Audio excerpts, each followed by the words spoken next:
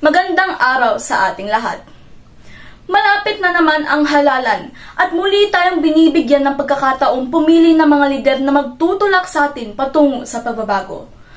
Pero huwag nating kalimutan, ang boto ay hindi lamang tinta sa balota, kundi tinig ng sambayanan. Ang isang boto ay sagisag ng pag-asa at ang pag-asang ito ay dapat nating ingatan. Sa tuwing darating ang eleksyon, napakarami nating naririnig na pangako. Ngunit napatunayan na ng kasaysayan. Hindi lahat ng pangakong matatamis ay totoo. Kaya't ngayon, higit kailanman, kailangan nating maging mapanuri. Huwag nating hayaang mabili ang ating mga boto.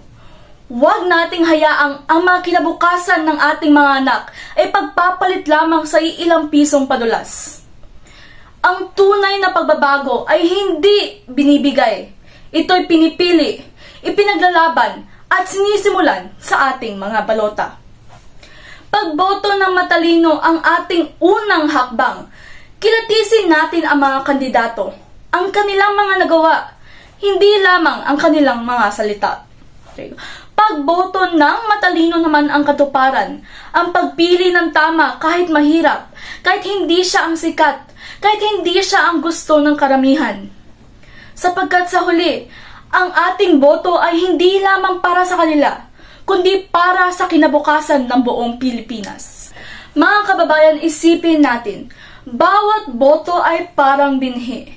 Kung tama ang ating itinanim, tutubo itong puno ng pag-asa, kaunlaran at katarungan. At kung mali naman, ito'y magiging ugat ng korupsyon, paghihirap at pagdarusa.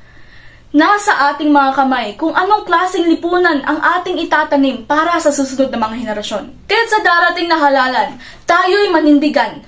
Huwag tayong matakot pumili ng lider na marahil ay hindi pinakasikat, hindi pinakamayaman, ngunit may puso, kakayahan at tunay na malasakit para sa bayan. Ang boto mo ay hindi lamang para sa iyo. Ito ay para sa milyong-milyong Pilipinong umaasa na darating ang araw ng tunay na pagbabago. Pagboto ng matalino at pagboto ng matalino ay ang pinakamakapangyarihang sandata natin laban sa kasinungalingan. Tayo ang may hawak ng kapalaran ng ating bayan. At kapag sama-sama tayong pumili ng tama, walang puwersa ang pipigil sa isang bansang nagkakaisa. Sa matalinong pagpili natin sisilang ang pag-asa. Sa atin magsisimula ang pagbabago. Maraming salamat at mabuhay ang sambayanang Pilipino.